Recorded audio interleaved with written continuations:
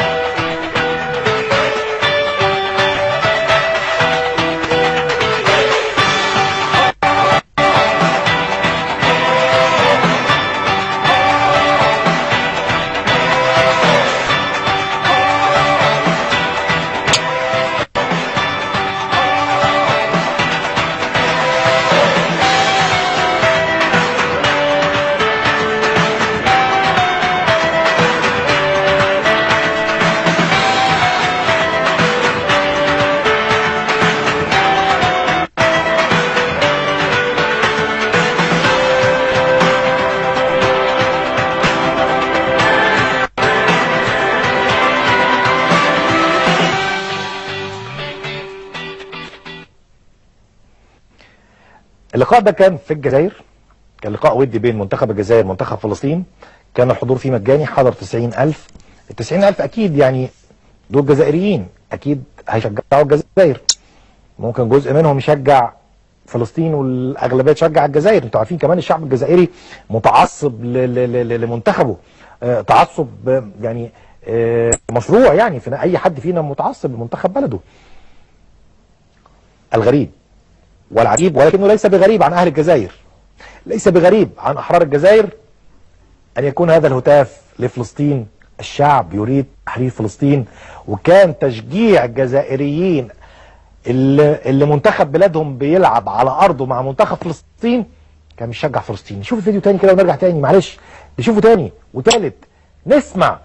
عايزك تسمع وتشوف الجزائريين كانوا بيهتفوا بيقولوا إيه في ماتش بيجمع بين منتخب الجزائر منتخب فلسطين، وفلسطين احرزت هدف. كان اللي بيشجع مين وكان اللي فرحان مين؟ جزائريين ولا فلسطينيين؟ اللي قالوا عليها بعض الجهلة في مصر بلد المليون، عفوا لقيط، ولكن يؤكد انها بلد المليون شهيد، ولكن يؤكد انها بلد المليون شهيد. تحية للجزائر. في المقابل بقى في بلد عزيزة علينا كلنا اسمها مصر، فيها مفروض ان هم مصريين، مفروض ان هم يعني من الناحيه الانسانيه مفروض ان هم شكل بني ادم وشكل انسان. هم بتوع كوره بس دلوقتي عاملين فيها سياسيين.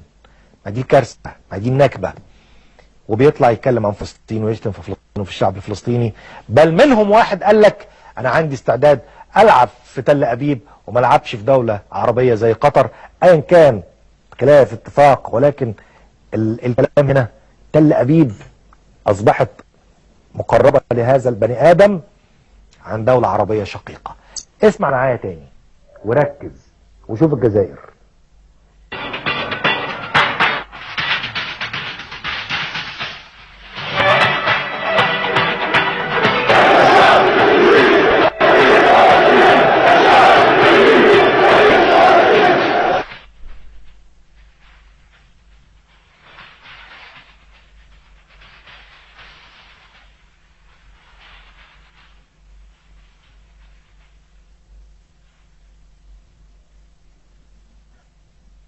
تحيا الجزائر، عاش الجزائر، عاش الجزائريين. كده كده كده يا جزائر يا جزائر يا جزائر. شعب الجزائر الشقيق اخوانا، هيفضلوا اخوانا، ومش بسبب شويه جهله ايام ماتش مصر والجزائر ممكن شعبين يخسروا بعض. لا، شعب عربي، شعب شقيق بيتكلم عربي. وحتى لو ما بيتكلمش عربي، لو بيتكلم لويندي على رأي كلام باللويندي، الأستاذنا الكبير الأستاذ سعيد اللويندي طبعا، اللي بحييه طبعا من هذا البرنامج ومن هذه المنصة على برنامجه الجميل اللي أنا شخصيا سعيد بيه جدا وسعيد بوجوده معانا في أمجاد. أستاذ قيمة وقامة كبيرة الأستاذ سعيد اللويندي، أستاذنا وشيخ من شيوخ مهنة الصحافة اللي بنتعلم منها كل يوم. فلازم إن أنا طبعا يعني بمناسبة كلام باللويندي لازم أوجه له التحية، تحية للأستاذ العزيز.